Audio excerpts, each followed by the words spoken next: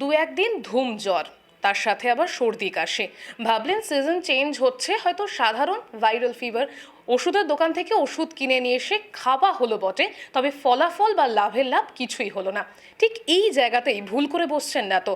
এই সাধারণ season change, সেখান থেকে ফ্লু, আর সেই জায়গা থেকেই নিউমোনিয়ায় আক্রান্ত হচ্ছেন না তো আপনি বা আপনার শিশু?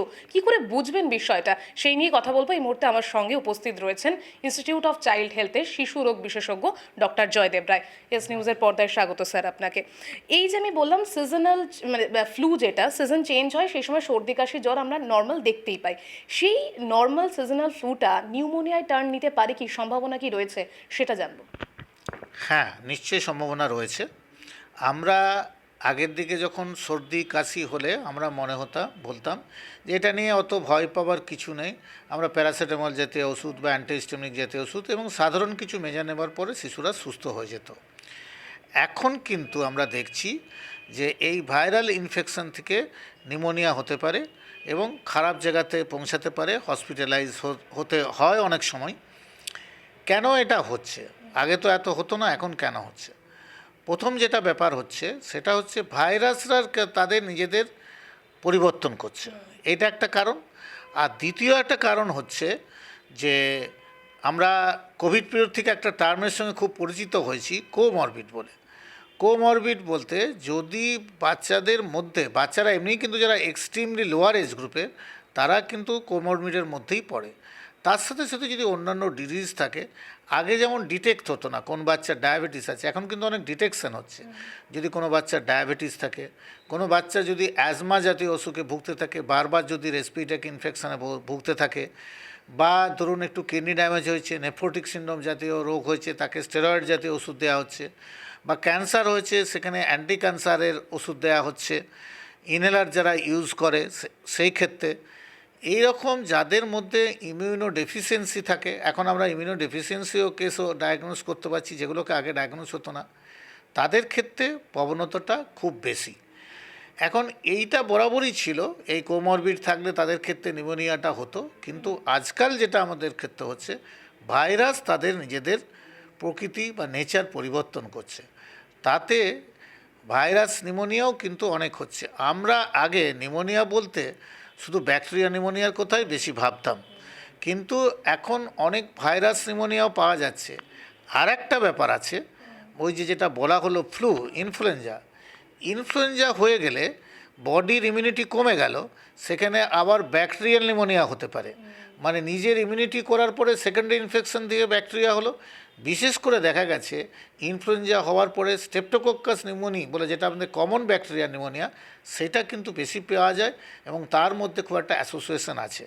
সুতরাং আমি বলবো যে ফ্লু হলে বা সর্দি কাশি জ্বর হলে আপনি সেল মেডিকেশন একদম করবেন না।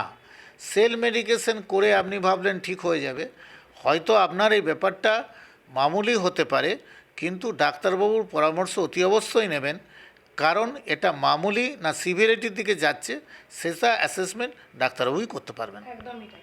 এবার যেটা জানতে চাইবো, এই যে সাধারণ জ্বর যেটা, সেটা থেকে এই নিউমোনিয়ার দিকে যে জিনিসটা এগোচ্ছে বা কোনো জটিল সমস্যার দিকে যে এগোচ্ছে, সাধারণ মানুষ একদম ইনিশিয়াল স্টেজে কিভাবে বুঝবে, পার্থক্যটা কিভাবে বুঝবে, সেটা যদি একটুখানি বলে দিতেন। পার্থক্যটা বোঝার ব্যাপার হলো, ধরুন বাচ্চা খুব নেতিয়ে পড়ছে, বাচ্চা একদম খেতে পাচ্ছে না, বাচ্চার রেসপিটি রেটটা অনেক বেড়ে গেছে, আমরা যেটাকে বলি ট্যাকিপনিয়া আমাদের ডাক্তারি পরিভাষায়, মোটামুটি রেসপিটি রেটটা অনেক সময় বেড়ে যায়, বা রেসপিটি ডিস্ট্রেস হচ্ছে, মানে দেখবেন পাঁচড়াগুলো ভিতরের দিকে ঢুকে যাচ্ছে। এইগুলো যদি হয়, কোনো কোনো ক্ষেত্রে কনভালশনও হতে পারে, কিন্তু জেনারেল ক্ষেত্রে নেতিয়ে পড়া, খেতে না পাওয়া, শ্বাসের তীব্রতা হয়ে যাওয়া, মানে বারবার ঘন ঘন নিঃশ্বাস নিচ্ছে, নিঃশ্বাস নিতে কষ্ট হচ্ছে। আর একটা জিনিস হচ্ছে, কোভিডের পর থেকে আমরা অনেকেই বাড়িতে কিন্তু এখন পালস অক্সিমিটার রাখি। পালস অক্সিমিটারে যদি দেখা যায় যে অক্সিজেন স্যাচুরেশন ডিপ করছে, নিচের দিকে নেমে যাচ্ছে, তাহলে কিন্তু বুঝবেন যে এটা সিভিয়ারিটির দিকে যাচ্ছে। তাদেরকে কিন্তু বাড়িতে রেখে একদমই ট্রিটমেন্ট করবেন না, আমার মনে হয় তাদের অতি অবশ্যই হসপিটালাইজ করতে হবে। একটা ডিকটাম আমরা সবসময় বলে থাকি যে যত আর্লি ট্রিটমেন্টটা শুরু হবে তার রিকভারি রেটটা অনেক ভালো, তার থেকে কমপ্লিকেশনের হার কম। নিউমোনিয়া তো একটা সিরিয়াস জিনিস, কিন্তু আজকাল আমরা নিউমোনিয়ার সাথে নিউমোনিয়ার অনেক কমপ্লিকেশন পাচ্ছি। যেমন কমপ্লিকেশন মানে এমপাইমা মানে প্লুরাল পেসের মধ্যে যদি পাস জমে থাকে, এমপাইমা সেটাকে আমরা বলে থাকি। নেক্রোটাইজিং নিউমোনিয়া মানে যেখানে নেক্রোসিস তৈরি হচ্ছে, নেক্রোসিস মানে বাইরে যে ঘায়ের মতো হয়ে যাচ্ছে, শুধু নিউমোনিয়া মানে সলিডিফিকেশন অফ লাং নয়, সেখানে নেক্রোসিস দেখা যাচ্ছে, অনেক সময় ফিস্চুলা তৈরি হচ্ছে। এবং সবচেয়ে মজা হচ্ছে এই যে এমপাইমা তৈরি হচ্ছে, এমপাইমা মানে পাস প্লুরাল পেসের মধ্যে যদি থাকে, সেই পাসটা যদি সলিডিফাইড হয়ে যায়, মানে ধরুন আমি যদি আর্লি ট্রিটমেন্ট করে দিয়ে আর্লি সেটাকে ড্রেন করে দিই, ও ঠিক আছে, কিন্তু সেটা যদি কোনো ক্রমে সলিডিফাইড হয়ে যায়, অনেক সময় আমাদের কিন্তু সেখানে সার্জিক্যাল ইন্টারভেনশনও করতে হচ্ছে। সেখানে লাংকের প্লুরাল পেসকে ওপেন করে পাসকে ড্রেন করতে হচ্ছে। সেটা অনেক সময় আমরা ভিডিও অ্যাসিস্টেড করতে পারি যদি খুব আর্লি হয়, কিন্তু যদি লেট হয়ে যায় তখন আমাদের কিন্তু ওপেন সার্জারি করেও সেখান থেকে আমাদের পাসটাকে বার করতে হয় বা ওই সলিডিফিকেশন মেটেরিয়ালগুলোকে বার করতে হয়। অনেক সময় কি হয়, এত ওই সলিডিফিকেশন বলে এত খারাপ অবস্থায় গেল, তখন তাকে ভেন্টিলেশনে দিতে হয় বা এই সার্জারি করার পরেও কিছুদিন ভেন্টিলেশনে রাখতে হয়। সুতরাং যে কোনো সময় সিভিয়ার ফর্মে যেতে পারে। সিভিয়ার ফর্মে যাওয়ার আগে আমি যদি আর্লি ট্রিটমেন্টটা শুরু করি, তাহলে কিছুটা অন্তত সিভিয়ার ফর্মটাকে থেকে বাচ্চাকে আমরা আটকাতে পারবো। আর আমি সবসময় বলে থাকি যে প্রিভেনশনটার উপরে জোর দিন। প্রিভেনশন হলে ডিজিজগুলো যদি না হয়, তার চেয়ে ভালো কিছু নেই। Prevention is always better than treatment, আর অলওয়েজ বেটার দেন কিওর। এই নিউমোনিয়া বা যদি আমি বলি এই ধরনের যে কেসেস সমস্যাগুলো রয়েছে, ছড়িয়ে পড়ার কতটা চান্সেস রয়েছে, মানে একজনের থেকে আরেকজনের কিভাবে ছড়াতে পারে, সেটা যদি একটুখানি মানুষকে বলতেন। এই ভাইরাস তো বেশিরভাগ ক্ষেত্রেই এয়ারবোর্ন ডিজিজ। আমাদের এসে বলা হয় যে হঠাৎ করে কি করে হয়ে গেল, আমরা তো সাবধানে রাখি। সাবধানতাটা কী? প্রথম কথা, হাতের সংস্পর্শে যেতে পারে। আমরা হাতে সে ভাইরাস রইল, মুখে হাত দিলাম, নাকে হাত দিলাম, সেইগুলো থেকে যেতে পারে। সুতরাং হ্যান্ড ওয়াশিংটাকে জোর দেওয়া উচিত। দ্বিতীয় হচ্ছে যেটা বললাম, মাস্ক পরা উচিত। তৃতীয় হচ্ছে আমরা যেটা বলেছি, সোশ্যাল ডিস্টেন্সের কথা বারবার কোভিডের সময় শুনেছি, ভিড় এলাকাগুলোকে অ্যাভয়েড করা উচিত। আর একটা যেটা আমরা জিনিস বলে থাকি, ধরুন একটি বাচ্চার বা একটা বয়স্ক লোকের যাদের এই ডিজিজটা হয়েছে, তারা যদি বাড়িতে থাকে, এটা দুদিক দিয়ে লাভ। প্রথম লাভটা হলো রেস্ট নিলে এই ডিজিজটা কিন্তু রিকভারি করতে হেল্প করে। সুতরাং নিজেরা বাড়ির মধ্যে যদি রেস্ট্রিক্টেড করে, নিজের সেটা থেকে সুবিধা আছে। দ্বিতীয় সুবিধাটা হলো যে তারা যদি বাইরে বেরোয়, তারা অন্যকে কিন্তু এই রোগটা দিতে পারে। তার সাথে আরেকটা জিনিস আমি বলবো যে ভ্যাকসিনেশন বাচ্চাদের ক্ষেত্রে, এখন বয়স্কদের ক্ষেত্রেও সেই ভ্যাকসিনেশন দেওয়া হচ্ছে। সাধারণ হাইজিন যেগুলো আমি বললাম, যে হ্যান্ড ওয়াশিং, মাস্ক পরা, ডিস্টেন্স মেনটেন করা, তার সঙ্গে ভ্যাকসিনেশনটার উপরেও জোর দেওয়া উচিত। ভ্যাকসিনেশন বলতে ধরুন ভাইরাসের ভ্যাকসিন বলতে ইনফ্লুয়েঞ্জা ভ্যাকসিন পাওয়া যায়, ব্যাকটেরিয়ার ভ্যাকসিন বলতে নিউমোনিয়া, নিউমোকক্কাল ভ্যাকসিন পাওয়া যায়। সুতরাং এই ভ্যাকসিনগুলো অতি অবশ্যই, মিজেলস দিয়েও অনেক সময় নিউমোনিয়া হতে পারে, সুতরাং সেখানে মিজেলসের জন্য সেটা ভ্যাকসিন পাওয়া যায়। হিমোফিলাস ইনফ্লুয়েঞ্জি নিউমোনিয়া হতে পারে, সেটা ওই হিমোফিলাস ইনফ্লুয়েঞ্জির ভ্যাকসিন পাওয়া যায়। সেগুলো কম্বাইন্ড ফর্মে অনেক সময় পাওয়া যায়, মানে ডিপথেরিয়া, পার্টুসি, সুপিং কাপ এগুলোর সঙ্গে একসঙ্গে, এগুলো থেকেও নিউমোনিয়া হতে পারে। সুতরাং অ্যাভেলেবেল যে ভ্যাকসিনগুলো পাওয়া যায় বাচ্চাদের ক্ষেত্রে তো সেটা নেওয়া উচিত। এবং আজকাল কিন্তু আমরা ইনফ্লুয়েঞ্জা এবং নিউমোনিয়ার ভ্যাকসিন বয়স্কদেরও নিতে বলছি। এই ক্ষেত্রে আমি যখন আপনাদের কাছে এই ধরনের পেশেন্টরা আসছে, যেহেতু কমপ্লিকেশন বা মানুষের কাছে অনেকটা জটিল হয়ে গেছে বিষয়টা, সেজন্যই জানার চেষ্টা করছি কিওরেবল কতটা, মানে তাড়াতাড়ি যদি ট্রিটমেন্ট শুরু হয়, কি চিকিৎসা পদ্ধতিতে জিনিসটাকে আমরা কিওর করতে পারি বা আপনারা করে থাকেন? যত আর্লি আসবে তত কিন্তু কিওরের চান্সটা বেটার। এখানে যখন খেতে পাচ্ছে না, তাকে আমরা ফ্লুইড দিয়ে থাকি। অক্সিজেন অভাব দেখলে সেখানে অক্সিজেন সাপোর্ট দিয়ে রাখি। ব্যাকটেরিয়া নিউমোনিয়া হলে সেখানে কিন্তু অ্যান্টিবায়োটিক দেওয়া হতো। এই প্রসঙ্গে আমি একটা বলবো যে আননেসেসারিভাবে অ্যান্টিবায়োটিক ইউজ করবেন না। তাতে যদি আপনার সর্দি কাশি জ্বর হলো, একটা অ্যান্টিবায়োটিক কয়েকদিন রেসপন্স করলো না, ডাক্তার একটা অ্যান্টিবায়োটিক অন্তত দিয়ে দিন। আমার যদি ভাইরাল হয়ে থাকে, অ্যান্টিবায়োটিক দিয়ে সেটা কাজ হবে না।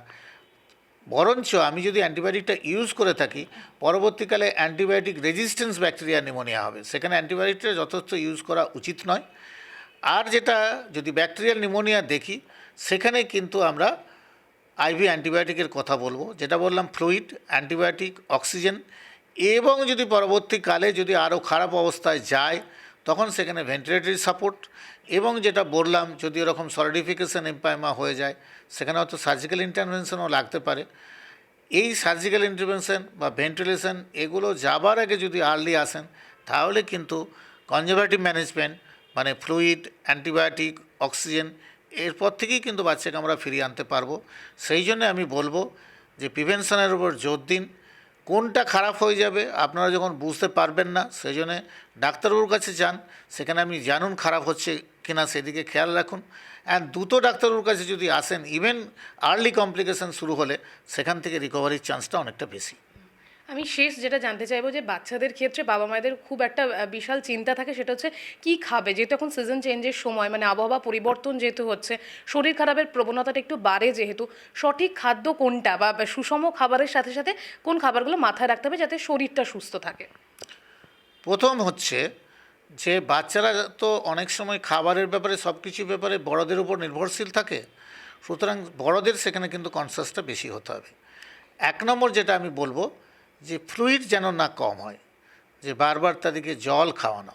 বাচ্চারা তো নিজেরা জল চেয়ে খায় কিন্তু খুব কম, সুতরাং ফ্লুইডটার উপরে খেয়াল রাখতে হবে। দ্বিতীয় যেটা আমি বলবো সেটা হচ্ছে ব্যালেন্স খাবারের কথা বলবো। ব্যালেন্স খাবার মানে আমি শুধু প্রোটিন খাইয়ে যাব তা নয়, প্রোটিন, কার্বোহাইড্রেট, ফ্যাট সবারই মধ্যে একটা ব্যালেন্স রাখতে হবে। সেই ব্যালেন্সটা রাখার জন্যে আপনাদের কিন্তু 5 মিশেলি খাবার দিতে হবে, সব রকম যেগুলো পাওয়া যায় একসঙ্গে। আমি হয়তো ভাত খেলাম, ডাল খেলাম, সবজি খেলাম, তার সঙ্গে হয়তো একটা মিট বা এগ খেলাম। সুতরাং বিভিন্ন ধরনের খাবার যদি মিক্সড ফর্মে খায় তাহলেই সেটাতে কিন্তু ব্যালেন্স খাবারের কথাটা এসে যাবে। আর যেটাতে আমরা বলবো যে আজকাল বাচ্চাদের যেটা খাওয়ার প্রবণতা বেশির দিকে, আমরা বিশেষ করে পেরেন্টসরাও খুব চটজলদি খাবার করার জন্যে আমাদের কি করা হয়, জাঙ্ক ফুড ব্যবহার করা হয়। জাঙ্ক ফুডটাকে অতি অবশ্যই অ্যাভয়েড করা উচিত, তাতে কিন্তু প্রপার খাবার তৈরি হয় না। আর সিজনাল যখন যে সময় যে জিনিসটা থাকে সেই জন্য সিজনাল যে খাবারগুলো পাওয়া যায় সেই সিজনের জন্য সেগুলো তাজা থাকে এবং সেটা মানে খেতে ভালোও লাগতে থাকে এবং ওই সিজন অনুযায়ী সেটা কিন্তু রোগ প্রতিরোধ করতে হেল্প করে। সেই জন্য সিজনাল যে ফুডস বা সিজনাল যে ভেজিটেবল পাওয়া যায় সেগুলো কিন্তু খেলে শিশুরা কিন্তু সুস্থ থাকবে বা বড়রাও সুস্থ থাকবে। একদম। অসংখ্য ধন্যবাদ ডক্টর আপনাকে। এই যে সর্দি, কাশি, জ্বর বারবার বলা হচ্ছে, এগুলো আমাদের কাছে সাধারণ মনে হলেও কিছু ক্ষেত্রে, কিছু জটিল সমস্যার ক্ষেত্রে এই সাধারণ উপসর্গ হয়ে উঠতে পারে। তো সেই জায়গাতে কিভাবে সতর্ক হবেন সেটাই জানালেন বিশেষজ্ঞ চিকিৎসক, শিশুরোগ বিশেষজ্ঞ ডক্টর জয়দেব রায়। ক্যামেরায় স্নেহাঙ্কুরের সাথে রিয়া রিপোর্ট, এস নিউজ।